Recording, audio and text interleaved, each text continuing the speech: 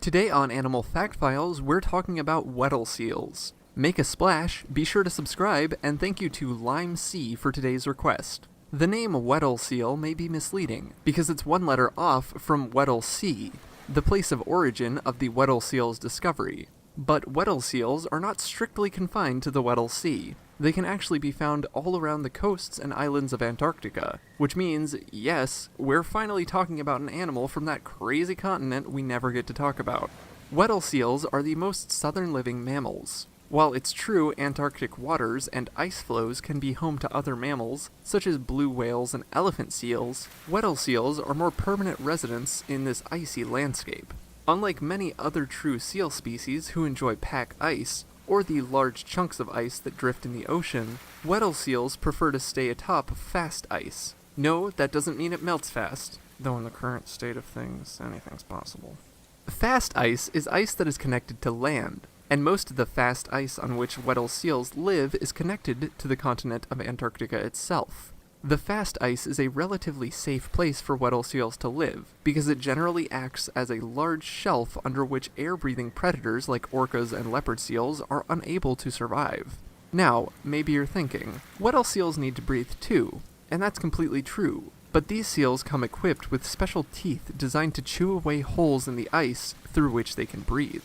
When Weddell seals do travel to the open sea and pack ice, they become vulnerable, though it's usually worth the reward of food in the form of fish, cephalopods, and crustaceans. Weddell seals can dive 2,000 feet below the ocean's surface, and may be able to hold their breath for up to an hour. They generally take food from the bottom of the ocean or from open water areas. They may also blow bubbles in ice cracks to scare out easy-to-eat fish. Weddell seals generally stay close to the place they were born throughout their lives, though some get a bit of wanderlust and may travel more than 250 miles from their birthplace. They're ready to begin breeding at around 3 years of age, though competitions in males may mean they have to wait longer before they're able to pass on their genes. Breeding season begins in November, and it'll take a month or two for the female's fertilized egg to implant and begin to develop.